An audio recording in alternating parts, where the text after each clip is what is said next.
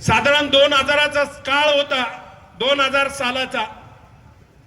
या तालुक्यामध्ये वेगवेगळ्या सहकारी दूध संस्थेच्या माध्यमातून शेतकऱ्याला मदत व्हावी, त्याला जोडधंदा असावा आणि जोडधंद्याच्या माध्यमातून शेतकऱ्याने गायी जनावर आपल्या गोठ्यात आणली। त्याच्यातलं काहीचं दूध आपल्या परपंचात वापरलं, राहिलेलं दूध डेअरीच्या माध्यमातून सहकार संघाला घातलं आणि सहकार संघाच्या माध्यमातून त्या आमच्याच कुटुंबातली काही लोक मुंबई पुणे परिसरामध्ये नोकरी व्यवसायाच्या निमित्तानं गेले। त्यांच्या मुलांना आणि त्यांना दूध जीवनावश्यक वस्तूमध्ये गेल्यामुळे त्यांना प्रत्येकाला त्याची गरज वाटली आणि ते दूध घेऊन त्यांना परपंच ठीकठाक करायला लागले। टप्प्याटप्प्याने काळ बदलत गेला। 2008 साली एक गुन्हा आंबेगाव तालुक्यामध्ये दाखल झाला। तो दूध दाखल झालेल्या गुन्ह्याची पार्श्वभूमी आपल्या समोर याच्यासाठी मी सांगतोय का संदीप लोढा नावाच्या एका माणसानं आपल्या परिसरात स्थापन झालेल्या दुधाच्या डेअरीमध्ये दूध भेसळ करून दूध वाढवू शकतो ही क्रांती त्या काळामध्ये माहिती झाली। जेव्हा ही 2008 साली झाली, त्याची सुरुवात जर पाहिली तर 2003 साली त्याची सुरुवात झालेली होती। कारण लोकांना कळत नव्हतं या डेअरीच्या दुधाचा आणि या भानगडी काय आहेत। लोकांना आनंद वाटायचा। राजेभाऊ, मला आठवतंय तुम्ही म्हणालात, आता तुमचं भाषण मी बारकाईने ऐकलंय, तुम्ही म्हणाला दूध धंदा करणारे पण यात मंचर शहरातले नाहीत आणि दूध भेसळ करणारे सुद्धा मंचर शहरातले नाहीत। पण कुणीतरी या मंचर शहरातला असा आहे का तो ओरिजिनल मंचर शहरातला पण आहे। मंचर बद्दल वाईट म्हणायचं नाही, आमच्या मंचर म्हणजे स्वाभिमान आहे, अभिमान आहे। आंबेगाव तालुक्यातलं खूप मोठं गाव आहे आणि मंचरवरच या तालुक्याचा कारभार चालतो असं आमचं म्हणणं आहे। तुम्हाला मला सांगायची गरज नाही, तुमचा माझ्यापेक्षा दीर्घकाळ अनुभव आहे। या तालुक्यामध्ये स्वर्गीय किसनरावजी बानखिले आमदार म्हणून त्यांनी काम केलं, शिवाजीराव पाटील आमदार म्हणून राहिले, बिडियांना काळे म्हणून आमदार राहिले। या तालुक्यात अनेक लोकांनी आमदार म्हणून काम केलं, पण राजकारण त्यावेळेस गोरगरीब माणसाला सहज बीटी गाठीतून जवळकी निर्माण करायची आणि त्याच्यावर राजकारण चालत गेलं। जवळकीच्या नात्यानं माणसं जोडायच्या, आपुलकीच्या नात्यानं सुख दुःखात लोकांच्या जायचं आणि मग किसनराव बानखिले त्या काळामध्ये लोकांच्या मनामध्ये असं स्थान झालं का लोक त्यांना दसपिंड आणि दसक्रियेला आमदार म्हणू लागले। हा काळ होता, पण टप्प्याटप्प्याने काळ बदललाय। 90 सालापासून आम्ही राजकारणात आहे, 90 ते 2000 पर्यंत काही सांगणार नाही, पण 2000च्या नंतरचा काळ बदलला। या तालुक्याला मंत्रिपद मिळाले, 1999 च्या दरम्यान मंत्रिपदाचा काळ या तालुक्यामध्ये आला आणि सोबत असणारी आम्ही सगळी मंडळी होतो। पण आम्ही साधे कार्यकर्ते, त्यांना वाटायचं गावागावात जायचं, लोकांचं मन परिवर्तन करायचं, यांना माणसं जोडून द्यायची, चांगल्या गोष्टीची चर्चा मार्केटला करायची आणि त्या चांगल्या गोष्टीच्या माध्यमातून या तालुक्याचा विकास कसा होईल याच्या दृष्टीने आम्हाला प्रयत्न वाटायचं का आम्ही खूप काम करतोय, खूप चांगलं वाटतंय। पण त्याच्यामध्ये 2 कप्पे राहिले, पडद्यामागे अनेक लोक उभे राहिले, त्याच्यामध्ये वेगवेगळे धंदे केले। धंद्यामध्ये महत्वाचा दूध संघ अडचणीत आणून खासगी दूध संघ उभे राहिले आणि तरी आम्हाला आनंद व्हायचा। आमचे तालुक्याचे लोकप्रतिनिधी त्यावेळेस सांगायचे की आम्ही इथल्या तालुक्यातल्या 2000 लोकांना त्यांना व्यवसाय दिला, त्यांना नोकऱ्या दिल्या। त्या काळात सांगायचे 2000 लोकांना नोकऱ्या आणि व्यवसाय दिला, पण टप्प्याटप्प्याने लोकांना कळायला लागलं इथल्या माणसांना नोकऱ्या देण्याऐवजी बिहारचे आणि यूपीचे भैये या ठिकाणी आणून हजारो भैये या परिसरात तुम्हाला दिसत आहेत। मला याच्या संदर्भात एकच सांगायचं मित्रांनो, एखाद्या गोष्टीचा या पाठीमागचा इतिहास याच्यासाठी सांगितला की कोणत्याही गोष्टीचा अभ्यास करायचा असेल, कोणत्याही गोष्टीचा इतिहास माहिती असायला पाहिजे असतो, त्यावेळेस इतिहासाशिवाय आणि भौगोलिक परिस्थितीशिवाय तुम्ही समाजकारणही करू शकत नाही, राजकारणही करू शकत नाही आणि लोकांना न्यायदान सुद्धा करू शकतो. या तालुक्याची परिस्थिती पाहिली की डिंबे धरणाच्या वर असणारी 40-50 गावं जर पाहिली, आदिवासी माणूस रात्रंदिवस काबाड कष्ट करून पिचून त्या ठिकाणी मिळालं, त्याला पाण्याचा तपास नाही, शेतीला पाणी नाही. खालच्या परिसरात गेलं, लोणी धामणीच्या परिसरामध्ये लोक पाण्यामध्ये आहेत, पाण्यापासून वंचित आहे. आजही त्यांना या वर्षभरासाठी उन्हाळ्यामध्ये पाण्याचा टँकर द्यावा लागतोय. सगळा मी अभ्यास केला. माझ्या समोर अभंग बसले होते, त्यांना मी विचारलं, ChatGPT ला विचारा या तालुक्यामध्ये दुधाचं संकलन किती आहे. लगेच ChatGPT ने उत्तर दिलं, या राज्याला दुधाची साधारण 2.5 लाख लिटर 2.5 कोटी दुधाची गरज लागते. पण साधारण संकलन प्रक्रिया साधारण 2 लाख कोटीवर होते. आणि त्याच्यावर सहज दुसरा प्रश्न ChatGPT ला विचारला, तर त्यांनी त्या ChatGPT ने दिलेलं उत्तर गेल्या 8-15 दिवसामध्ये त्यांना विचारलं आम्ही की हे सगळं चालू झाल्याच्या नंतर दुधाचा भेसळचा प्रश्न पुढे आल्यानंतर वेगवेगळे पदार्थ आणि दुधामध्ये किती घट झाली त्याचं प्रमाण सांगा. ChatGPT ने उत्तर दिलं की 25% दूध संकलन मध्येच घट झालेली आहे. ही वस्तुस्थिती या महाराष्ट्रातल्या प्रत्येक माणसाला 75 लाख लिटर या महाराष्ट्रामध्ये दूध कमी झालंय. सहज विचारलं महाराष्ट्रामध्ये कोणत्या भागामध्ये दुधाचा जास्त पुरवठा होत आहे, तर राजाभाऊ त्या दुधाचा पुरवठा होणाऱ्या जो जिल्हा आहे त्याच्यामध्ये पुणे जिल्हा 1 नंबरला ठरलाय. मग इंदापूरची डेअरी असेल, मनसरची डेअरी असेल, अवसरीची डेअरी असेल, हे सगळे लोक इथून पुरवठा जास्त प्रमाणात होतोय. मग पुरवठा असणाऱ्या भागातूनच संकलन प्रक्रिया आता का मंदावली हा माझा प्रश्न. ज्या भागामध्ये प्रोसेस युनिट सारखी चालू होती, सारखं त्यामध्ये वेगवेगळ्या प्रकारचे पदार्थ बनवत होते, आज त्या प्लांटला गेल्या 3 दिवसापासून स्वतःहून त्या प्लांट बंद केलेला असणारे स्टॉक रात्रंदिवस हलवून नदीला काही टाकतात.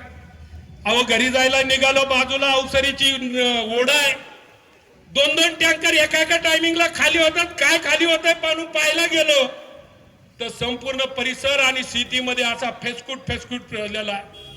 पावसाची संधी घेतली, पावसाच्या कालामध्ये पावडर आणि केमिकल इतकं ओतलंय का बोलता सुई नाही त्याच्यामध्ये. मला या प्रश्नामध्ये फक्त एकच प्रश्न आपल्या सगळ्या ग्रामस्थांना विचारायचा. गेल्या 8 दिवस 15 दिवस इथून हा प्रकार चालू आहे. लोकांना वाटतं याचं वाटोळं झालं पाहिजे, त्याचं त्याला फाशी झाली पाहिजे, त्याला सगळं झालं पाहिजे हे मनामध्ये वाटतंय. पण बाबांनो, ज्या दिवशी फाशी द्यायची आहे, या राज्यामध्ये एक मुंडे साहेब एखाद्या विभागाचा चार्ज घेतो आणि एवढं मोठं असणारं राज्य, 11 कोटी लोकांचं असणारं राज्य, या एकाच राज्यामध्ये एकच कर्तबगार माणूस आहे का मुंडे साहेब, अशी काही गोष्ट आहे. पण लोकांना विश्वास वाटायला लागला की हे मुंडे साहेबच काहीतरी करू शकतील. उद्याच्या काळात त्यांची बदली झाली तर या तालुक्यातील नाही, राज्यभरातली जनता ते सहन करणार नाही. काल परवा मी सगळं विधानसभेचं अधिवेशन चाललं होतं. मी या सगळ्या बहात्तरांना खूप मोठा धन्यवाद देतो. अरे आमदार म्हणून ज्या भागाभागातून आले असतील आणि प्रश्न मांडत असतील, ते प्रश्न त्यांनी त्या जिथं मांडले त्या विधानसभे मांडले आणि गावागावाच्या प्रत्येक घटकाला सोशल मीडियाच्या माध्यमातून ते ऐकायला मिळाले. त्यांच्या माध्यमातून माहीत झालं, जागृती माहीत झाली आणि काम करायला तुम्हाला आणखी काही सुईचं झालं. पण या तालुक्यामधला विचार तुम्ही जर घेतला तर मला असं वाईट वाटायला लागलं, ज्यांच्या नेतृत्वाखाली दीर्घकाळ काम केलं, जे मोठे व्हावे म्हणून रात्रंदिवस आम्ही काबाड कष्ट केलं, ते लोक मात्र तोंड उघडायला तयार नाहीत. हा कुठली पद्धत आहे? आमदार साहेब, या तालुक्याने तुम्हाला 8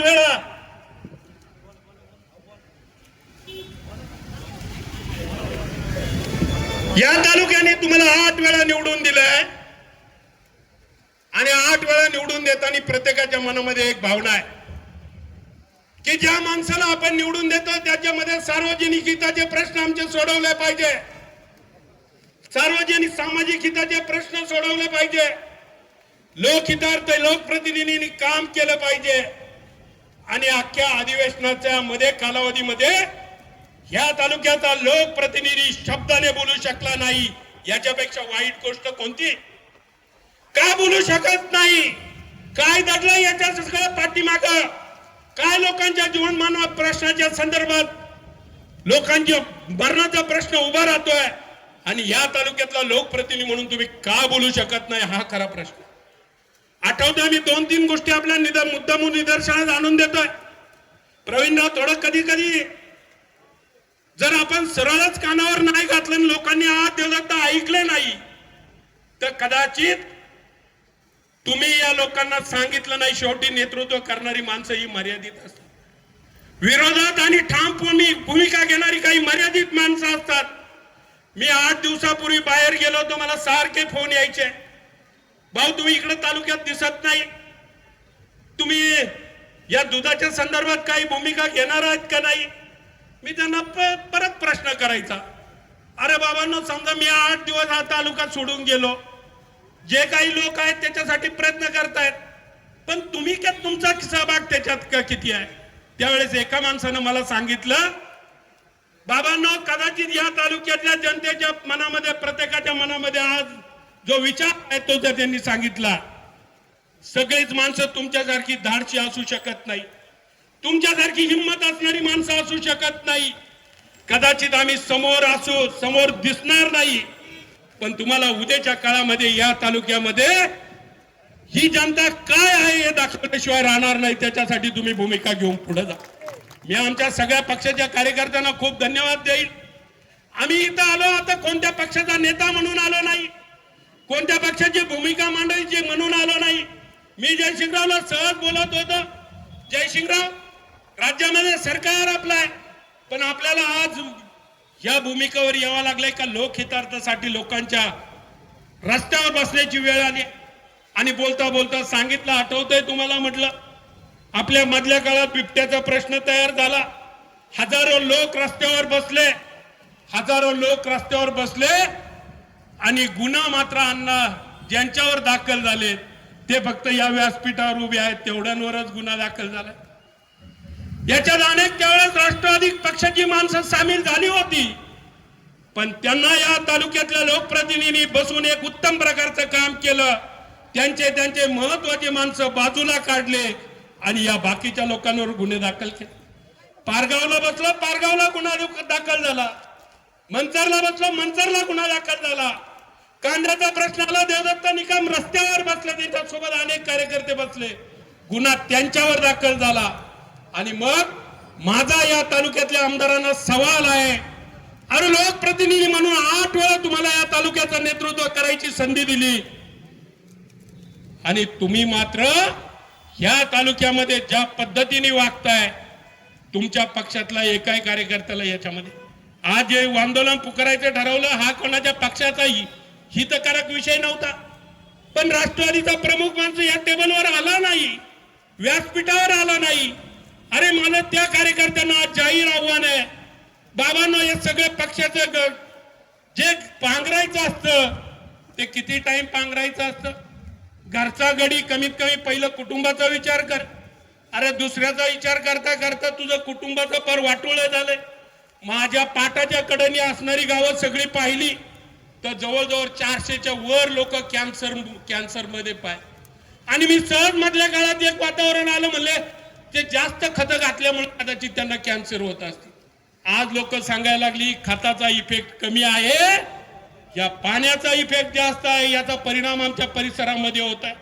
जसं राजाभाऊने त्याच्या भावाच्या संदर्भात भूमिका मांडली, अहो या तालुक्यातल्या माझ्याही 2 बहिणी कॅन्सरनी मृत्युमुखी पाडल्या. प्रश्न आमच्या जीवनाशी आलाय, मरणाशी आलाय. मग आम्ही विचार करतोय उद्याच्या काळामध्ये ह्या लोकांना, ह्या तालुक्यात जनतेला कोण न्याय द्यायचा असेल त्याच्यामध्ये आमचे किती बळी गेले तरी चालतील, पण आम्ही त्यांच्या पाठीमागे भक्कमपणे उभं राहिल्याशिवाय राहणार नाही. ज्यांनी भेसळ केली ते काय आमच्या जवळचे नाही असं पावसावून कुठेतरी उभे आहेत, आमच्या जवळचे नाही असं नाही, पण जे लोक आहेत ते पाहिले ते आमचे मित्रमंडळीच आहे, त्यांचे आमचे कोणत्या ना कोणत्या कारणाने संबंध आलेला आहे. पण बाबांनो गेल्या 25-30 वर्ष आम्ही राजकारण करतोय. या तालुक्यातून एकही चुकीच्या पद्धतीने रुपया गोळा केला नाही, धंदा केला नाही, त्याच्यावर परपंच चालवला नाही.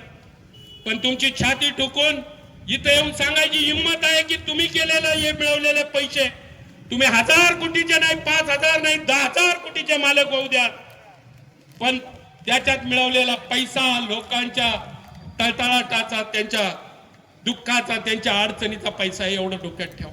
हा पैसा घेऊन तुम्ही समाधानाला जगू शकणार नाही. काही काळ तुम्हाला बरं वाटेल, भारी भारी गाड्यामध्ये हिंडाल, पण दीर्घकाळ त्याची ते पिऊन टिकणार नाही. मग त्याच्यातले अनेक प्रश्न उभे राहतील. माझी आजच्या दिवसाच्या खूप बोलायचंही मनोमन इच्छा आहे आणि हे सांगितलं नाही तर कदाचित कमी पडेल.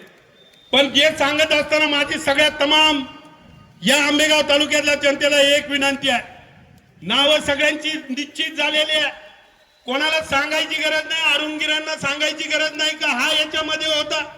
राजाभाऊ तुम्ही मंचर म्हणून तुमची पोटतिडकीची भावना नक्की आहे, पण असं नाही का इथं आलेला सगळा माणूस मंचरचाच होता, तो बाहेरचा आहे.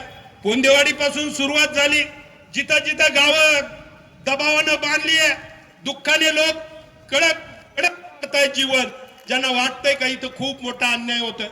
शुभम वाळू सारखा गडी कोंदेवाडीत राहतो, प्रचाराच्या टायमिंगला 2-2, 5-5 हजार रुपये मताला वाटतो आणि एक सीट निवडून आणायच्यासाठी या तालुक्यातल्या या तालुक्याच्या आमदाराच्या नेतृत्वाखाली तिथे काम करतो. आम्ही नक्की सांगू आम्ही गरीब आहे, सामान्य आहे, पण मेहनत करणारे, काबाड कष्ट करणारे सच्चे कार्यकर्ते आहोत. तुमच्या मेहनतीतला 1 रुपया सुद्धा आमच्या जीवनामध्ये नको आहे. आणि हेच लोक जे आज तुम्हाला दिसत आहेत, आज जरी कदाचित मुंडे हे फक्त तुमचं सगळं बरत आलेलं आहे हंडा हा, आणि हा भरलेला हंडा आता तुमचा कधी ना कधी तुमचा घेऊन बुडणार आहे, हे सगळं निश्चित झालंय. म्हणून जी मुंडे साहेबांची बदली तुम्हाला माहित नाही त्या काळात झाली, 8 दिवसाच्या कालावधीमध्ये 7 बदल्या झाल्या, त्यांना 7 खात्याचा चार्ज दिला आणि 8व्या खात्याचा चार्ज हा भेसळ, अन्न भेसळ मध्ये त्यांना मिळाला. सगळ्या सरकारनं डिसिजन केले, इकडे आले तर ह्या अडचणी उभे राहतील, ते पारदर्शक काम करतील, तिकडे आले तर, पण ह्या भागात काम केलं तर सरकारने विचार केला, ह्या भागात काम केलं तर लोकांचा खरा प्रश्न आहे, लोक ज्या अडचणीत आहे, लोकांची कुटुंब उद्ध्वस्त होत आहेत, आजाराने लोक बेजार झाल्यात, या गोष्टीमध्ये हा माणूस गेला तर निश्चितपणे न्याय देईल. आणि मला खऱ्या अर्थानं आनंद याच्यासाठी होतोय का एक मुंडे साहेब इथं आलाय, हजारो IAS अधिकारी महाराष्ट्रामध्ये काम करतायत, पण एक मुंडे साहेब या ठिकाणी आला तर आता असं वाटायला लागलंय का इथला एकही भेसळयुक्त दूध शिल्लक राहणार नाही आणि लोकांना न्याय मिळाल्याशिवाय राहणार नाही, अशी भूमिका झाली. माझी तुम्हा सगळ्यांना एकच विनंती आहे, अजून काय 1 दिवसात हे आंदोलन संपलं. सकाळी गेलो महाराजांचा एका प्रवचनात दसऱ्याला गेलो तर त्या महाराजांनी आम्हाला सांगितलं, आंबेगाव तालुक्यातली लोक खूप म्हणजे आठवणीत न ठेवणारी माणसं आहे, विसर पडणारी माणसं आहे. मी समोर बसलोय, नारायण दादाला विचारलं परवा रात्री काय भाजी केली होती, तर सहजासहजी डोक्यात येत नाही. हे पुढचे लोक इतके हुशार आहेत, त्यांनी ठरवलंय जोपर्यंत याचं वादळ चालू आहे तोपर्यंत लय तोंडावर यायचं नाही, आणि 8, 10, 15 दिवसांनी हे वादळ शांत झालं का ऑटोमॅटिक पुढे येऊ. बघा आज हा मोर्चा झालाय माऊली, आज दुपारच्या नंतर हालचाल होईल, तालुक्याचे आमदार जमतील, पत्रकार परिषद घेतील, संवाद यात्रा काढतील आणि आम्ही बोललोय त्याच्या उत्तर देतील. पण सद्सद्विवेक बुद्धीने माझी एक विनंती त्यांना आहे, आमदार साहेब तुम्ही या तालुक्याचे लोकप्रतिनिधी आहात, तुमच्यात हिंमत असेल आणि 40 वर्ष या जनतेने तुम्हाला जी मदत केलेली आहे, तर या मंचरच्या चौकात या आमच्या समोर, जसे आम्ही सगळ्या पक्षाचे लोक एकत्र झाले तशा तुमच्याही पक्षाचे लोक एकत्र करा, तुम्ही लोकांना उत्तर द्या, तुम्ही म्हणाल ते ऐकायला आम्ही तयार आहे.